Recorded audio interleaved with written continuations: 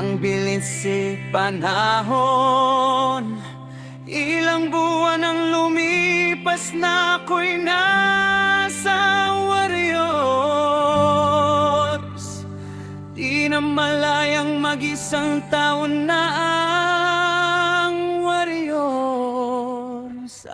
agency sa pito. Huwag ko dito! Sa Warriors agency. Pakiwari ko isang taon na rin ako sa Warriors family.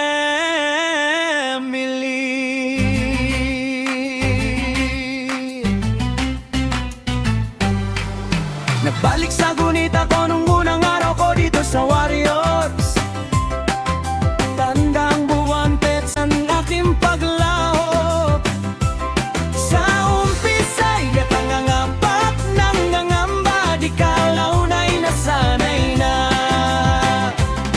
At unti-unti nang nasanay na, kasama na sa araw-araw kong rutinang hime. Ang nakaroon ng bagong pamilya, ito ay ang Warriors Agency. Sa umpisa, hiyak ka ba at takot ang nadarama, nangangapa sa mga dapat gawin sa room. Nakirambang nagmasid hanggang unti-unti nang gaambay ba nangaganap sa Warriors room. Ako, kakong dating tahimik at walang kibo na yo'y nakikisabay na sa biruan at tawanan. Unti-unti nang natupang makisalamuha kahit sa wala na plan. Itong buwang nakipagsabayan sa tawanan at biruan sa kapwa Warriors members. Lumbay at suliranin ay saglit nawawalik sa tuwing ako'y nasa Warriors room. Ang lumbay ay napalitan ng saya sa tuwing naririnig ang tawanan at tiruan sa room. Nakakahawa ang kanilang maangat tawanan, di ko na malayang nakikisabay na rin sa kapwa Warriors member. Sa may tawanan pang tahan palaro upang lumbay ay mawali.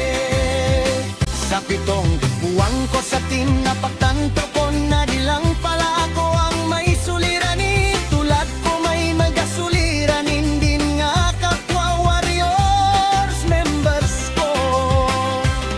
Nang dahil sa himi ay napapawi kahit papano ang mabaito. Masarap sa pakiraman na may nakakausap at nakakabiruan ako sa room. Salamat na nga ka-Warriors ko, kahit papa ay nawawaliltang ang gasuliranin sa buhay. Maima ang maramang di maganda at di umayon sa ibig natin. Nagagawa pa rin nating ngumiti. Yang Warriors team, matapang nga, masigasi, pagod at puyang, masige pa rin ng Warriors team para makakuta. Maraming salamat ko na